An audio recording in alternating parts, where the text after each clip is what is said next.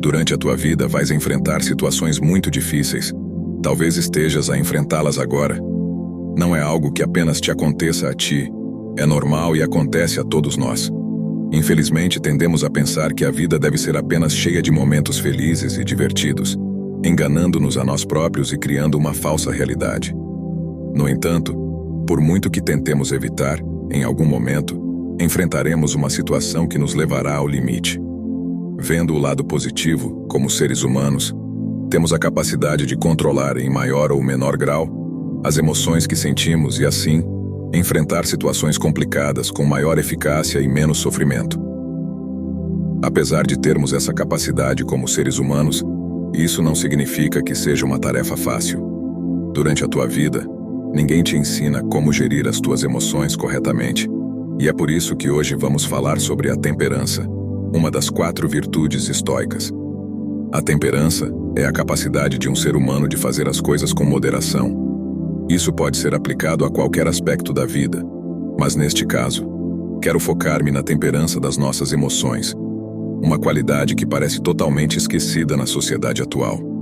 Antes de começar, agradeceria se deixasse um like no vídeo, pois assim estás a ajudar-me a divulgar a filosofia estoica a mais pessoas. Se ainda não é inscrito, se inscreva e ative o sininho caso não queira perder nenhum vídeo. Vamos ao vídeo. Vou te contar uma história. Uma vez, um rei reuniu os sábios da sua corte e disse-lhes: "Mandei fazer um precioso anel com um diamante pelo melhor ourives da região. Quero guardar ocultas dentro do anel algumas palavras que possam ajudar-me nos momentos difíceis. Uma mensagem à qual eu possa recorrer em momentos de desespero total. Gostaria que esta mensagem ajudasse também os meus herdeiros e os filhos dos meus herdeiros. Deve ser pequena de forma a caber sob o diamante do meu anel." Todos os que ouviram o desejo do rei eram grandes sábios, eruditos que poderiam ter escrito tratados extensos. No entanto, encontrar uma mensagem que coubesse sob o diamante do anel era uma tarefa muito difícil. Eles procuraram nos seus livros de filosofia por muitas horas, mas não encontraram nada que correspondesse ao desejo do rei.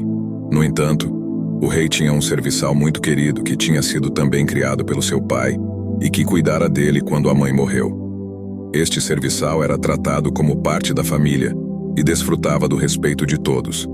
O rei, por essa razão, consultou-o também e o serviçal disse: "Não sou um sábio, nem um erudito, nem um acadêmico, mas conheço a mensagem."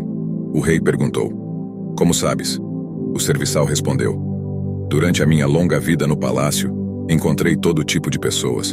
Uma vez encontrei um mestre que foi convidado pelo teu pai, e eu servi-o quando ele partiu. Acompanhei-o até a porta para me despedir, e como gesto de agradecimento, ele deu-me esta mensagem." Nesse momento, o ancião escreveu a mensagem num pequeno papel, dobrou-o e entregou-o ao rei. Mas ele advertiu: "Não leias, mantém-no guardado no anel. Abre-o apenas quando não encontrares saída numa situação." Esse momento não demorou a chegar.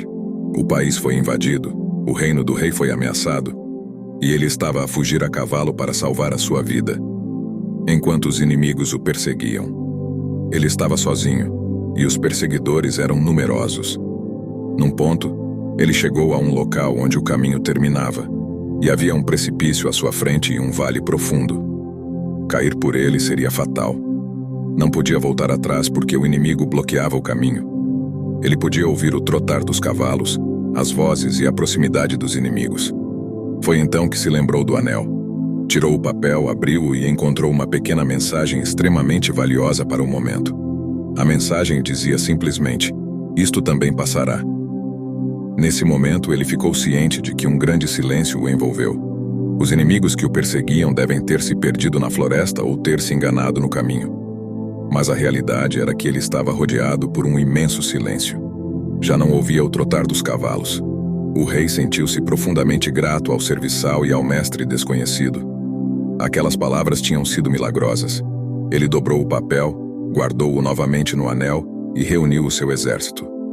Reconquistou o seu reino e, no dia da vitória, a cidade celebrou em festa com música e dança. O rei sentia-se muito orgulhoso de si mesmo. Nesse momento, novamente, o ancião que estava ao seu lado disse: "Amado rei, chegou o momento de leres novamente a mensagem do anel." O rei perguntou: "O que queres dizer?" "Agora estou a viver uma situação de euforia e alegria.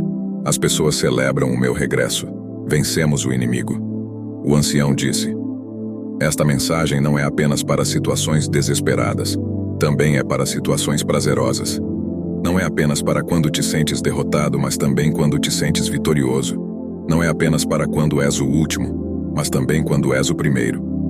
O rei abriu o anel e leu a mensagem. "Isto também passará." Novamente sentiu a mesma paz, o mesmo silêncio no meio da multidão que celebrava e dançava. Mas o orgulho e o ego tinham desaparecido. O rei finalmente compreendeu a mensagem. O mal era tão transitório quanto o bem. O ancião disse: "Lembra-te de que tudo passa. Nenhum acontecimento ou emoção é permanente, assim como o dia e a noite. Há momentos de alegria e momentos de tristeza. Aceita-os como parte da dualidade da natureza, porque são a própria natureza das coisas. Uma das chaves para dominar as nossas emoções é entender e lembrar que o que sentimos no momento não durará para sempre." Conheces alguém que nunca tenha experimentado a felicidade ou alguém que nunca tenha sentido tristeza? Em ambos os casos, essas emoções não duram para sempre. Ao longo da vida experimentamos tanto coisas boas quanto coisas más. Quando passamos por um momento triste, ajuda a aceitar e entender que essa tristeza passará. Aceitar não significa resignação, passividade ou concordância com o que está a acontecer. Significa apenas aceitar que muitas das coisas que nos acontecem não estão sob o nosso controlo. A aceitação leva-nos à proatividade, tornando-nos conscientes de que, se podemos fazer algo ou mudar a nossa situação, toda a nossa energia e intenção devem ser direcionadas nesse sentido. Quando aceitamos algo, somos mais capazes de avançar. Também não devemos apegar-nos aos momentos felizes. Está bem desfrutá-los, mas com moderação, sem nos deixarmos levar pela euforia que nos faça esquecer que esse momento também passará. As pessoas que se esquecem disso nunca estão preparadas para enfrentar as situações difíceis na vida. Vivem numa bolha que eventualmente explodirá. Um estoico desfruta do momento, mas não esquece a realidade da vida. Assim como sofre nas situações difíceis, mas não se deixa dominar pela tristeza descontrolada. Isso é temperança. Na história que contei, trataram-se apenas de duas emoções: alegria e tristeza. No entanto, a temperança aplica-se a qualquer emoção. Não há nenhuma emoção que, levada ao extremo, seja positiva. No entanto, praticamente qualquer emoção que seja gerida com moderação pode trazer algo de positivo, mesmo as emoções negativas. Quando controladas com temperança, permitem-nos extrair lições valiosas para a nossa vida. Em palavras de Sêneca, a temperança é uma virtude que consiste no domínio e moderação de impulsos e desejos, para que não nos arrastem para o excesso ou para a falta. Em palavras de Epiteto, a temperança é uma harmonia agradável dos sentimentos que resulta de uma vida em que os desejos são controlados e a razão é o guia.